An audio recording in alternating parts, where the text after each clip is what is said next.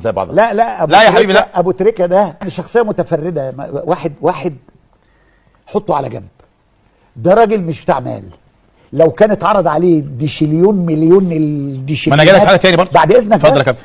ما تضربش مثل بابو تريكه. ماشي. ابو تريكه حطه في حته، ولاعيبه كره العالم كله، العالم مش مصر، العالم حطها في حته تاني. طيب في واحد تاني، بعد اذنك في واحد تاني، ما تضربش واحد تاني يا كابتن. ابو تريكه اللي يسيب مليون جنيه يا ابني، ايام ما المليون تعمل 10 مليون النهارده او 20 مليون والله. حبا في النادي الاهلي؟ لا، عدم حبا في الفلوس يا كابتن، مش اي فلوس اللي حبا ياخدها. في النادي الاهلي بقول لك اتبرع بالمليون قدام عيني انا. في وليد سينما في كابتن، مالهاش دعوه بحب النادي الاهلي. في وليد سينما هو بيحب النادي الاهلي واتعرض عليه اكتر بره النادي الاهلي، لكن راح النادي الاهلي بالمبلغ القليل ده بس عشان ابو تريكه متفرد. ايوه مش كل الناس ابو تريكه.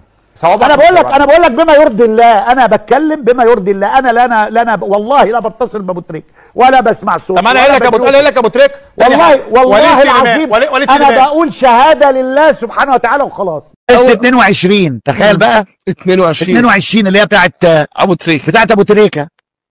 انا 22 ما شهرتهاش انا، ابو تريكه شهرها اكيد. ما تفهمش ليه؟ ارزاق. ارزاق يا عم. تفتكر ليه؟ ارزاق، رزق ابو تريكه. ابو تريكه راجل محترم والله. والله والله محترم وكريم وصاحب موقف. بس انا بقى بشوف ان ابو تريكه اجمد لعيب جه في تاريخ مصر. اوه، اجمد لعيب جه في تاريخ مصر. تريكه كان رهيب بيتحرك كتير جدا وما بيزهقش وقوي وسريع بالكوره ويجيب اجوال في ماتشات صعبه جدا. صح جدا. دايما كل الماتشات الصعبه ابو تريكه جاب فيها اجوال. صانع الالعاب ابو تريكه ولا حازم امام ولا حد ثالث؟ ابو تريكه 10. يعني ابو تريكه لو صانع العاب ابو تريكه رقم 1. حلو. وكل حاجه. لو احتاجته يلعب فيرود هيلعب فيرود وهتمشي الامور وهيبقى كويس. صح. احتاجته يلعب 6 هيلعب 6 8. ده كان جه عليه وقت في النادي الاهلي لما النادي الاهلي بيبقى مضغوط كان بينزل يلعب 6. مش عارف انا كان جوزيه بقى اللي بيديله ولا هو بيعملها من نفسه. وكان بيعملها كتير جدا. هات ماتشات النادي الاهلي وكان بيرجع النادي الاهلي. لو النادي الاهلي مضغوط ابو تريكه كان بيرجعه تاني عشان بيطلع بالكوره كويس. ياخد ويلعب وياخد من هنا. لا ابو تريكه كان حاجه جامده جدا في الكوره. يعني ابو تريكه ده لو كان طلع بدري شويه بره مصر جدا ولعب كان كسر الدنيا. صح جدا. لان كمان ناس هي فاكره، في ناس تقول لك ابو تريكه كان جامد بس مش لا يا جماعه ابو تريكه كان حريف قوي. صح. يعني بس هو ليه طريقه مختلفه. لا هو ليه طريقه بتاعته هو بس ماشي. يعني بص انا هقول لك لفظ كده بالبلدي. احنا كنا في الكوره اجيبها لك ازاي. قول اللي نفسك فيه. يعني شوارعيه شويه. فاهم اللي هو الحاجات دي. تقف هو ما كانش بيعمل كده. هو كان بيروح لك يروح عامل كده ويهوش وبتاع. صح جدا. احنا كنا ممكن نقف يعني الطريق يمكن انا يعني مع طبعا كوره شراب هم اجمل مني بكتير قوي الكابتن حازم والكابتن عبد الستار. بس انا كنت شبههم في المدرسه يعني دي. كنت ممكن اقف واعمل كده زيهم واعمل كده بكعبي لكن ابو تريكه كان راح الناس هو عارف يعني. لا انا بالنسبه لي ابو تريكه ده في حته تانية في الكوره. ابو تريكه من اجمل الناس انا شفتها في حياتي حقيقي. قولا واحدا يعني. عمرنا ما شفنا منه حاجه كده. بص انا بقول لك وانا قلتها كتير كده. هو كان اسمه ايه في البتاع ولا بلاش؟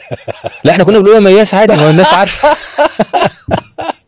احنا كنا بنقول له مياس عادي. لكن انا اقول لك اكيد انت عارف وانتوا عشرتوه اكتر مني. واحد من افضل الشخصيات اللي الواحد اتعامل معاها في حياته الحقيقه. من انقى الشخصيات كمان. ونقي جدا جدا جدا جدا. وحاجه بقول لك من احسن واجمل الشخصيات اللي انا عرفتها في حياتي. مع اني ما قعدتش معاه كتير. لكن انا كنت شايف ان هو محل ثقه للكل. كل اللعيبه بتثق فيه. كل اللعيبه لو في اي مشكله بتحكيها له. مالكش موقف معاه؟ تريكا ليا موقف معاه كذا موقف. بس اللي انا ممكن احكيه انا برضه اقوله لك تاني ان احنا كنا لما بنلم حاجه انت عارف ان احنا كنا في كده حاجات بتاعت ناس مش بتاعتنا يعني احنا كنا بنطلعها. فهو كان دايما يقول لي خد كل حاجه معايا في المحفظه. مره احد اللاعبين توفاه الله. انا هحكي القصه دي. وهو كان جيل اصغر مننا بشويه. كان بيلعب في نادي تاني. وكان عنده مشاكل في قبل ما يتوفى يعني شويه مشاكل ماديه يعني. المهم عملنا قعده كده. انا يعني عملنا قعده ومين هيجيب ايه ومين هيعمل ايه وبتاع. وطبعا معظم الناس كانوا يعني في جيل اكبر فمش عارفينه كويس يعني. فمهم قعدنا نلاقي فجبنا مبلغ كويس جدا رائع. مبلغ رائع. فرحت لابو تريكه ما يعرفوش مش جيله يعني. فقلت له يا ريكا انا عايز كذا كذا كذا واللي بيحصل 1 2 3. قال لي انت معاك كام؟ فقلت له معايا كذا. قال لي طيب ماشي هبعتهم لك، هبعت لك يعني رقم، يعني بعت لي اللي انا قلت له عليه، يعني الرقم اللي انا لميته خلاص 10 جنيه مثلا، هو بعت لي 10 لوحده. مش طبيعي مش طبيعي. وبعدين انت كمان يعني كل اي حد تساله على ابو تريكه اتعامل معاه يقول لك من احسن الشخصيات اللي شفتها في حياتي، وانت مش عايز منه حاجه، هو مش معانا. لا انا بكلمك كمان في واحد ايه دايما يعني اللي هو طيب الذكر يا اسلام، صح. وده نادر قوي ان هو دايما اي مكان اسمه يجي فيه لازم تثني عليه وتقول ايه من اجمل الشخصيات اللي انا شفتها في حياتي. ده حقيقي. مش انا ولا انت، صح. ده اي مكان حتى اللي ما تعرفوش يذكر فيه اسم ابو تريكه طيب الذكر حقيقي. في كل حاجه حقيقي، لانه كمان كان دايما بيعمل حاجات كتيره جدا، دي من ضمن الحاجات. وانا اذا كنت بقول الموضوع ده بقوله عشان الشباب يتعلم، حتى اللي بيلعبوا كوره، الولاد الشباب اللي بيلعب كوره دلوقتي يتعلم انه الحياه مش كلها فلوس خالص والله. الحياه مش كلها فلوس خالص. الحياه مش كلها نجوميه ومين بيتكلم عليك في الفيسبوك والكلام ده كله، لا الحياه فيها حاجات احلى من كده بكتير. يعني هو بس يبطل يقلش ويبطل يقول نكت. مين؟ تريكه. ابو تريكه، حازم، عبد الستار، زيدان، بركات، احمد الكاس، شيكابالا، في تحتار بينهم، تختار 3. اختار 3. تاخد مين؟ انا اختار طبعا الكابتن ابو تريكه. ابو تريكه من اذكى اللعيبه جت في تاريخ مصر. لعيب ذكي جدا ولاعيب كبير، يعني كلمه لاعب كبير دي تنطبق على ابو تريكه. الذكاء ده فتح الله انت بتقوله علشان بيبقى عارف هو هيعمل ايه بالكوره من قبل ما تجيله، عارف هيعمل ايه، فكر قبل الكوره ما تجيله، عارف امتى هيجري وامتى مش هيجري، عارف امتى جريه هيبقى مفيد وامتى جريه مش هيبقى مفيد، فلاعب ذكي. فلاعب تقيل، الحاجات دي بيبقى واحد ناضج يعني، ولعب ماتشات كتير وخبرات كتير وعنده ثقه، واللاعيبه زمايله عندها ثقه فيه كبيره جدا، فالحاجات دي موجوده في ابو تريكه. يعني انا بفتخر بابو تريكه، انا ماليش دعوه ان هو انتمائه السياسي ايه او وبعدين انا عايز اقول لك عليه حاجه، انا شاهد يعني الانسان دوت. جيت في مره انا ادينا له 1,000,000 جنيه جايزه من موبينيل وكده، بدل ما ياخد ال1,000,000 جنيه راح متبرع بيها للملاجئ وكده وبتاع وكده. يعني انا مختلف مع الايديولوجيه مثلا، مختلف، لكن ده انسان على خلق وبيعرف ربنا ومتدين تدين حقيقي واحسن لاعب مصري يعني، وانا بفتخر بيه يعني. تلخيصا لكل اللي انت قلته ده، حازم وعبد الستار من احرف اللعيبه اللي جت في تاريخ مصر، انا بشوفهم واحرف من ابو تريكه نفسه، احرف بس، لكن ابو تريكه اجمد لعيب جه في تاريخ مصر، اجمد بكتير جدا. انا بشوفه اكتر لعيب مؤثر مع المنتخب ومع النادي الاهلي. حلو. ابو تريكه، لا ابو تريكه ده بقى عارف، هو كانت مشكلتي معاه اول ما جه الاهلي. ابو تريكه كل حاجه بالخارجي، لازم مفيش بطن رجل ده نهائي. يعني هو اتعلم بطن رجل بعد سنه وسنتين في الاهلي، ماشي. انما اول 6 شهور معاه مفيش باص بيطلع ببطن رجل، يعني ما بشوفش بطن رجله ده. قلت له يا ابو تريكه معلش، هم لو لغوا وش الرجل هتعمل ايه؟ هو طبيعي يعني، طبيعي ان انت طول الوقت كله خارج يعني وش رجلك يا ابني، ما تلعب ببطن رجلك. هو ما يعرفش، هو كده، هو متعلم ده. دخل يشوط ضربه جزاء راح عاملها برده كده. قلت له لا ده كده كتير علينا بقى، كده مش هينفع. فهو عنده يعني حته ان انت بطن رجلك والخارجي ووش رجلك وستارز الجزمه، هو بيستغل كل سنتي في رجله، صح، ودي صعبه، صح جدا، دي صعبه. فكل واحد هو بيعمل ده بقى، كلهم بيعملوا كويس مع ده. احنا ما عندناش ده، احنا يا عم هي كده حلوه قوي، لم كده بطن رجل خلاص بس كده. فابو تريكه لا، ما عندوش دي. ابو تريكه عنده كل حاجه شغاله، ماشي. وبعدين عنده رؤيه للمكان اللي هو فيه، وبعدين تبقى رايح عليه تبقى متعشم قوي ان هيعمل اللي انت شايفه، ماشي. هو اللي هو بيعمل حاجه ثانيه خالص. فلو انت تقدر تقارن اصلا ما بين حازم وابو تريكه ولا مختلفين تمام؟ بس الاقوى بالنسبه لي المرعب ابو تريكه. بس انا حازم كان بيستفزني في ان هو طريق رتمه وبيعدي بيعمل اللي هو عايزه. اوكي. فلو حازم وتريكه تختار ابو تريكه الاول. انا افتكر من القصص دي ان نجيب ساويرس جه بعد مباراه من المباريات عمل شيك ب1,000,000 جنيه لابو تريكه، شيك ب1,000,000 جنيه. مليون جنيه لابو تريكه. 1,000,000 جنيه. ده كان سنه كام ده يا كابتن سمير؟ سنه 2006 بين 6 ده 1,000,000 جنيه دي كانت كبيره قوي وقتها، بين 6 و8. وانا بقول لك والله عمل شيك ب1,000,000 جنيه وايه لمين؟ لابو تريكه، عشان هو اللي خلانا ناخد البطوله يمكن 2006 كمان. انت عارف عمل ايه؟ ابو تريكه قال لا يا كابتن سمير انا مش هاخد الشيك ده. قلت له يعني ايه؟ والراجل جاي الاتحاد عشان يسلموه له.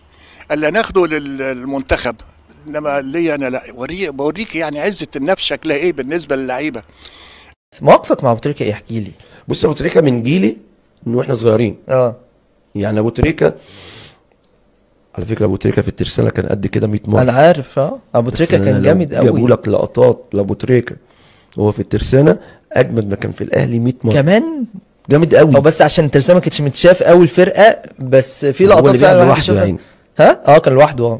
ده جامد قوي. لعيب ذو امكانيات فنيه واخلاقيه طبعا. على فكره ابو تريكه طول عمره ملتزم، طول عمره كده مش عشان راح النادي الاهلي، هو طول عمره ملتزم. من الناس كان موجود معايا في المنتخب الاولمبي، كنت اعلم تماما جدا اخلاقياته.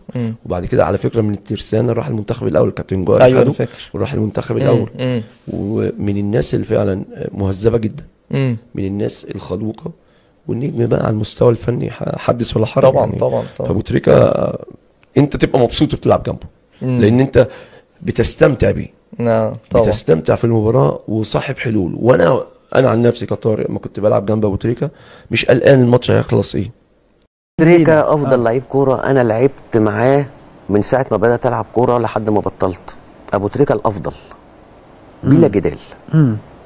بلا جدال.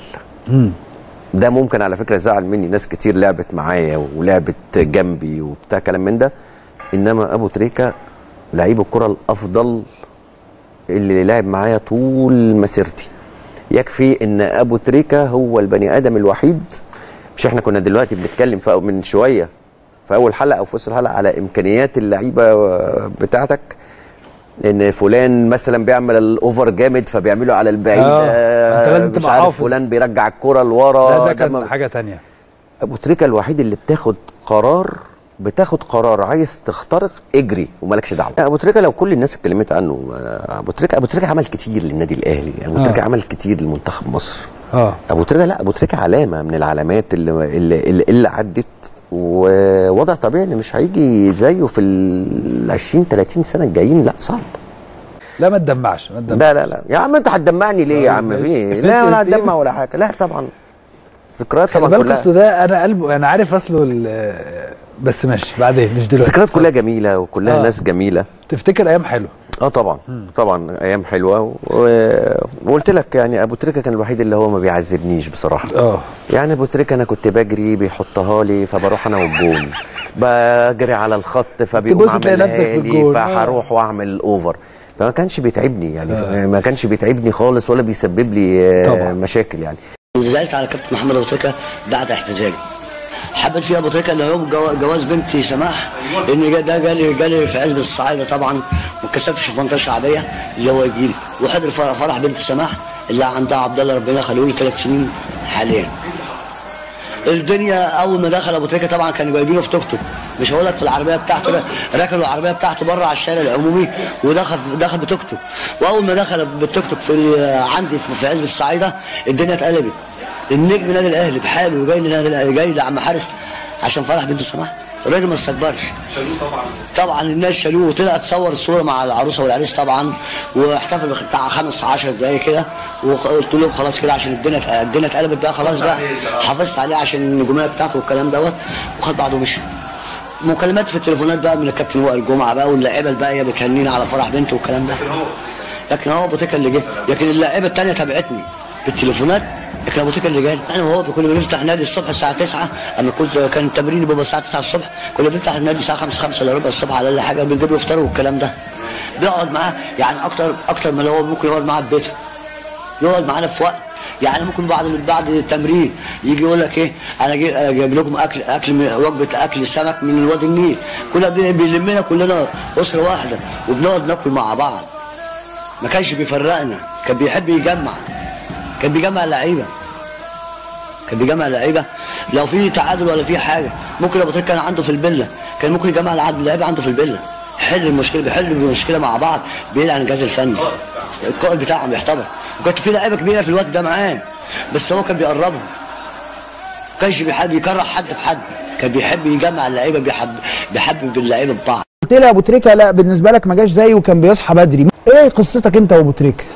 طبعا ابو تريكه ده انسان وشخص كان محترم طبعا، ولاعب كبير وليه مقام وليه كل احترامه. طبعا ما كانش بيكره حد ولا يعني كان مع الناس طبيعي، بيحب الناس وبيودي الناس وليه خيرات الله على الناس بره. مش داخل النادي الاهلي. أيوة. في المستشفيات والكلام دوت في كل حاجه كان بيعمل خير. تيجي لو هو تمرين الصبح الساعه 9 كان انا بصحى مع قبل الفجر ان شاء الله بنيجي نصلي الفجر في النادي. بيقول لي يا عم حارس هات لي سندوتشات الفول، اجيب له سندوتشات ياكل ويشرب شوب اللبن ويخش ينام. بيشرب ايه؟ كان ياكل سندوتش الفول ويشرب شوب اللبن الصغير. شوب لبن ويجي يقول لي يا عم حارس صحيني الساعه 8:30 قبل التمرين بنص ساعه ينام شويه. الراجل كان ملتزم يعني بالمكان بتاعه في العمل، يعتبر عمل مش لعيب كوره، ده يعتبر عمل. انا رايح عملي بلتزم معاد الساعه 8 بروح قبلها بساعتين. كان ابو تريكه كان ملتزم. كان في حد بيعمل كده؟ قبل كده لا، مفيش لعيب كان بيعمل كده. لا قبل كده الاجيال الاولانيه اللي هو كان الجيل بقى القديم لا ما كانش مستحيل، ما كانش في حد بيجي بدري. ما حدش بيجي بدري الكلام ده زي ابو تريكه. ابو تريكه قاعد فسيد معوض دخل، يا جماعه انا في بس عندنا جامع، انا يمكن اول مره اقولها وممكن سيد ما قالهاش مش عارف. في جامع في الفيوم تقريبا، فانا سيد من الفيوم. سيد معوض سيد معوض يا جماعه في جامع عندنا في الفيوم بنلم تبرعات يا جماعه وبتاع، وكان لسه مكافآت طالعين. فسيد كان ماسك بتاع كده في ايده واللي ربنا يقدر عليه، فكل واحد بيطلع اللي في جيبه. تك تك تك جابوا تريكه كان لسه واخد مكافاه جنبه. كانت حاجه 20000 جنيه، مش هتنزل على 20000 جنيه انا فاكر، لما وقستك كان كده انا فاكره. ماشي خلاص. وكان جنبه والله العظيم قال له ابو تريكه اي حاجه بس عشان اجيبها. قال له خد. ايه؟ سيد بص له كده برق له والله العظيم، قال له يا اخي روح الله يبارك لك. حط اللي لسه واخده، اللي واخده كله، قال له خد اللي هم مش اقل من 20000 جنيه. عنده حاله هو واخد الظرف. فكابتن سيد معوض جاي بيقول له في جامع في الفيوم. والله ما كناش في اوضه اللبس، كنا في الاوضه اللي هي الداخليه اللي جوه اللي هي اتهدد دلوقتي. في المدرج القديم العنابر دي وبتاع. ايوه عارف. ما حدش بيصدق ان احنا كنا قاعدين في المكان ده عشان الحمد لله يعني.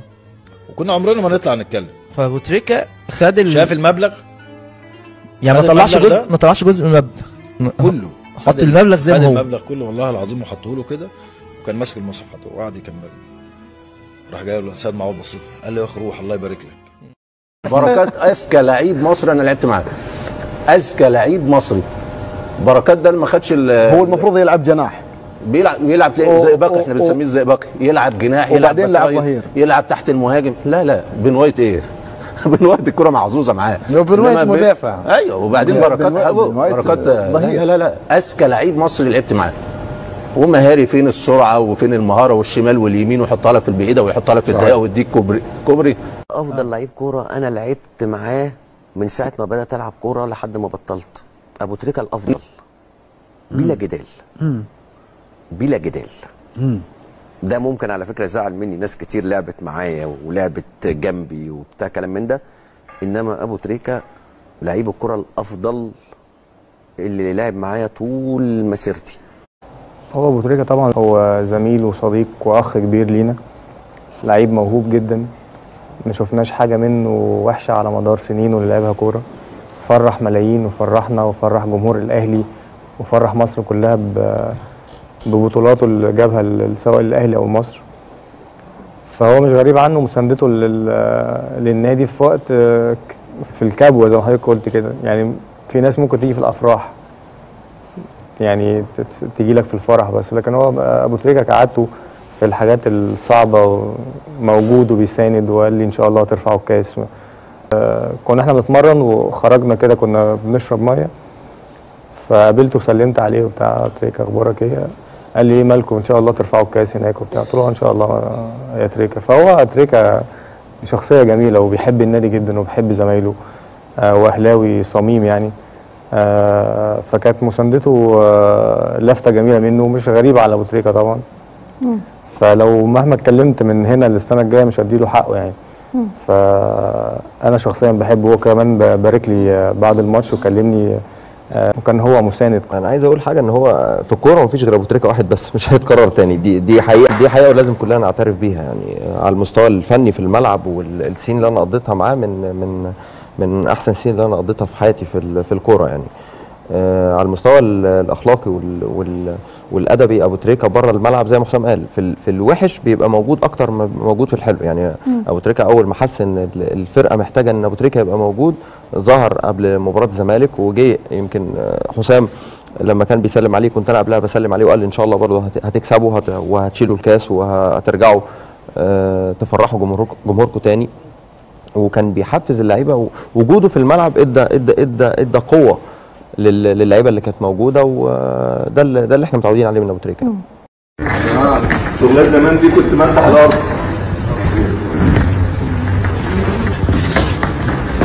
كلامات التو. يلا بينا. يلا حبيبي.